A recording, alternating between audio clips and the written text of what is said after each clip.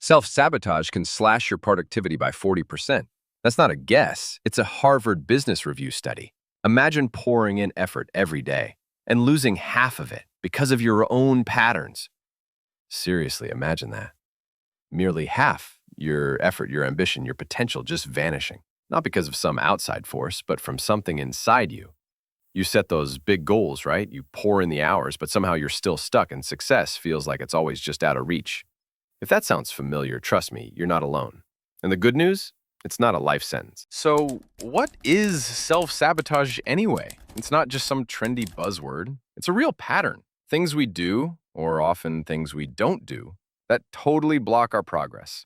It stops us from getting what we truly want, even when we consciously think we're aiming for success. It's like this invisible wall, right? That nagging feeling that you're actually your own worst enemy. It's this weird paradox. You want something, but then you go and do things that pretty much guarantee you won't get it. Sometimes we know we're doing it, like hitting snooze when you know you need an early start. Other times, it's totally unconscious, coming from beliefs we didn't even realize we had. Whether it's messing with your personal growth, putting the brakes on your career, or even hurting your relationships, self-sabotage is basically the anchor holding you back. But why? Why do we do this to ourselves? Well, the reasons are pretty complex and often buried deep in our minds. A big one is fear. Fear of failure is kind of obvious, right? That whole, what if I try and totally bomb? But get this, fear of success can be just as powerful. Success means change, new responsibilities, higher expectations, and that can feel super overwhelming, or maybe even like we don't deserve it. Low self-esteem? That's another huge driver. If deep down you don't feel worthy of success or happiness, you'll subconsciously find ways to avoid it. It's like a twisted, self-fulfilling prophecy, confirming those crummy beliefs about yourself. Things from the past, like trauma or rejection, can plant those seeds of unworthiness. Sometimes, self-sabotage is actually a messed up coping mechanism. It's a way we think we're dealing with stress or anxiety, but it just ends up making things worse. Or maybe it's something called cognitive dissonance, that yucky feeling when what we're doing doesn't match what we believe. So, we subconsciously sabotage ourselves to try and lessen that inner clash. We might even be stuck repeating old patterns of disappointment because, as weird as it sounds, they feel familiar. And familiar can feel safe. How do you spot self-sabotage? It's sneaky and wears a lot of disguises. Procrastination, that's a classic.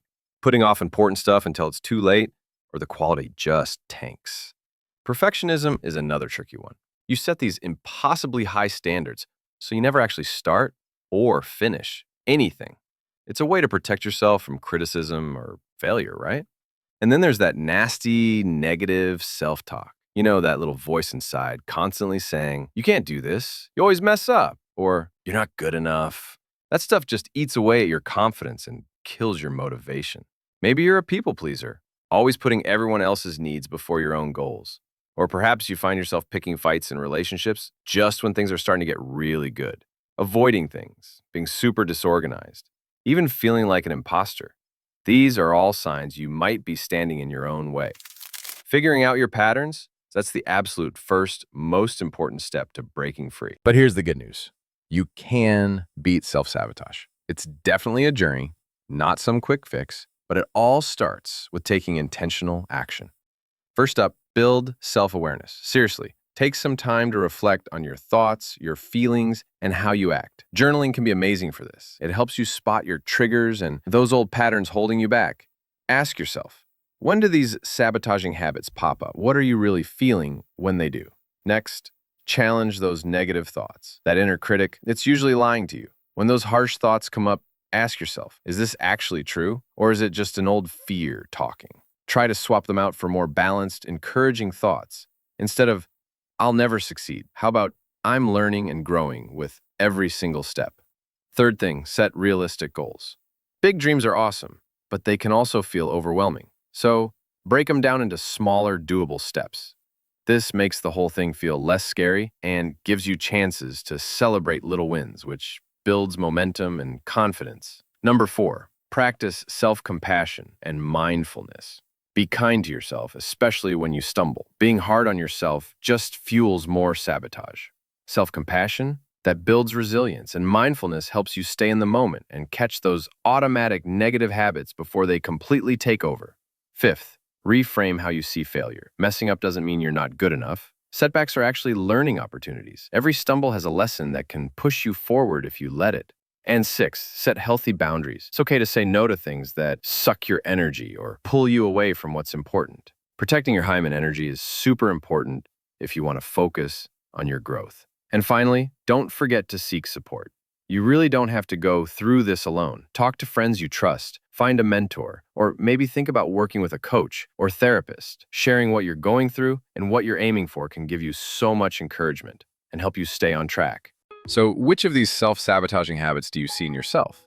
And more importantly, what's one small thing you're going to do this week to start pushing back against it?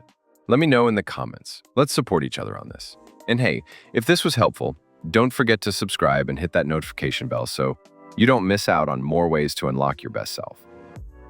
Beating self-sabotage is all about taking your power back. It's about realizing that those invisible walls, we often build them ourselves. And that means we also have the power to tear them down.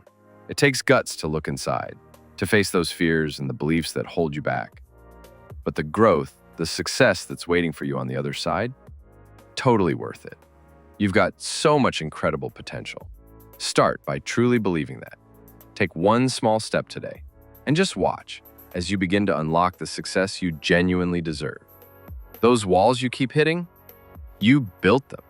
But here's the twist. That means you can break them too.